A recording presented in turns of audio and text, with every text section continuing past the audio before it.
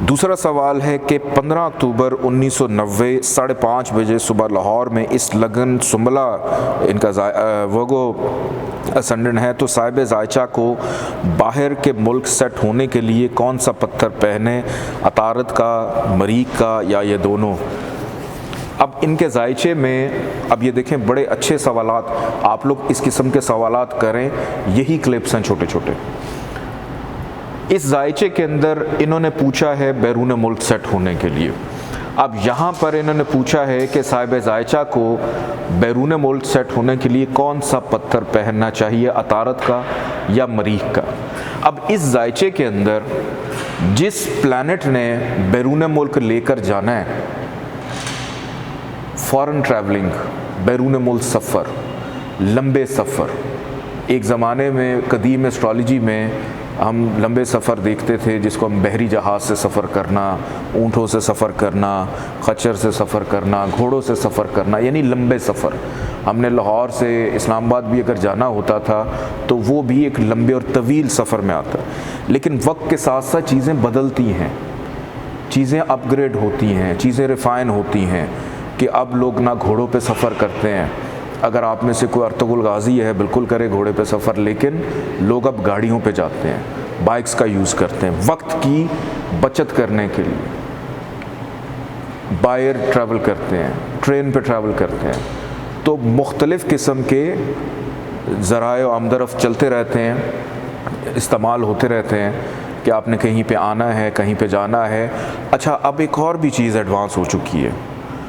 आपने पहले किसी को पैगाम देना होता था, या तो आप ख़त लिखते थे या आप ख़ुद चले जाते थे, और इवन ख़त ले जाने के लिए भी आपको एक बंदा चाहिए होता था जिसको हम कासिद कहते थे, कि वो पैगाम या कबूतर लेके जाते थे। क्या आज के दौर में क्या को कॉन्सेप्ट है, आप वीडियो कॉल ऑन करें, ना जाने की ज़रूरत, आप ख़ुद विजुअली पहुंच जाते हैं। तो ये क्या चीज़ है।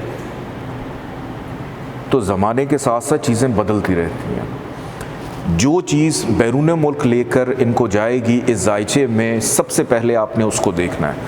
इनके जायचे में बैरून मुल्क जाने का जो प्लैनेट है वो है वीनस। क्यों? क्योंकि 9th हाउस, 9वां घर, 9th हाउस का जो लॉर्ड है वो है वीनस, और वीनस के पास वर्गो असेंडेंट में 2 हाउस हैं, एक दूसरा और एक है 9th हाउस। और वीनस का स्टोन सबसे पहले लेकर पहनेंगे। इनके इस जायचे के अंदर मरीख तो है ही एंटी, मरीख तो दुश्मन है अतारत का। और वैसे भी जायचे में मरीख के पास 8वां घर भी है और मरीख के पास 3रा घर भी है। और मरीख के तो सदके इनको देने चाहिए, वो तो रुकावट बनेगा बैरून मुल्क जाने की, चीज़ों को रोकेगा। क्योंकि 8वां घर रुकावट कहाँ बैठा है, बैरून मुल्क जाने में। तो मरीख के इनको सदके देने हैं, ना कि उसका स्टोन लेके पहने। और फिर इन्होंने इमिग्रेशन मिलेगी कि नहीं मिलेगी। 12th हाउस, 12वां घर, सन इनके सर पे आके बैठा हुआ है, बिल्कुल इमिग्रेशन मिलेगी। लेकिन कब मिलेगी?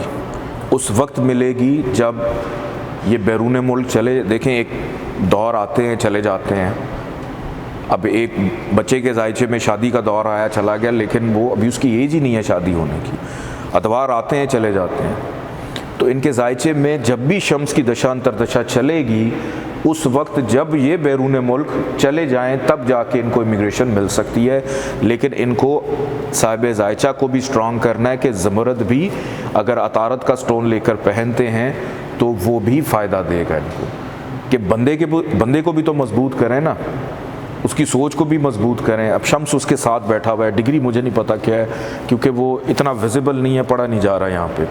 तो यहाँ पे असेंडेंट का लॉर्ड, उसका राजयोग लगा हुआ है, भदर नाम का पंचमहापुरुष योग लगा हुआ है।